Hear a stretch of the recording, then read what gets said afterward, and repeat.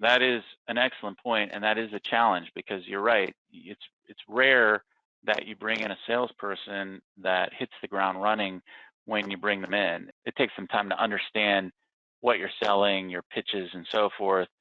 But then it also takes time to start building a pipeline, and they need that pipeline in order to start selling regularly.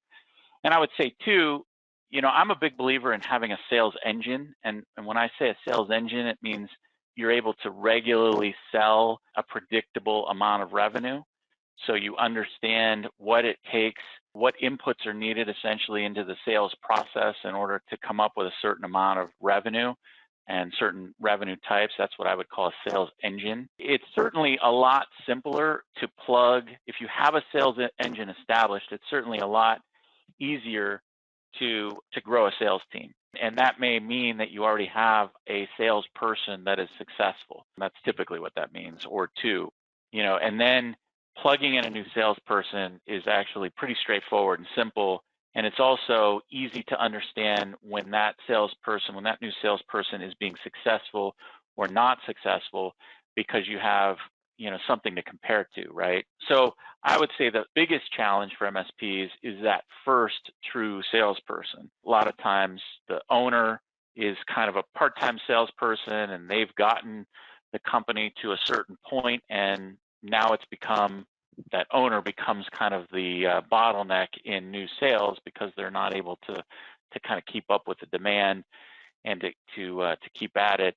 And so that first salesperson is the challenge. And, to some extent, it's a bit of luck because you've got to find, the right person, the right qualities, and the right contacts in the community and all of that. But part of it is just to be prepared, which really involves writing down, what are the things that are successful about your selling to date, right? Really kind of do a deep dive and really on paper try to understand what makes the sales process that you have, whatever that sales process looks like, what makes it successful and what is a hindrance.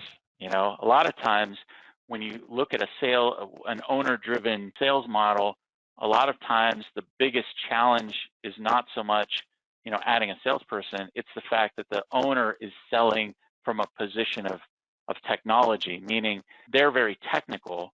And so they're able to kind of come into the process, to the opportunity, and understand what the client needs, articulate what the client needs, understand where there's an opportunity in there and where there's not. And so bringing a salesperson in makes that difficult. So a lot of times it involves having the salesperson become the hunter in the situation. So they're the one trying to find the opportunities, essentially then to leverage in that owner salesperson, at least initially through that process. And then as you grow, you have if that's your situation, then as you grow, you can bring in a sales engineer, so somebody technical to work with your sales team to kind of help formulate proposals and so forth. But my experience has been that first salesperson is usually the most difficult, and then the more salespeople you add, the easier it is to grow. But totally agree, it takes time, and you shouldn't ever hire a salesperson, certainly your first salesperson or two, thinking that next month they're going to be selling and producing a lot of revenue. It's definitely an investment. It's definitely a training situation. It's definitely something that over time has to develop.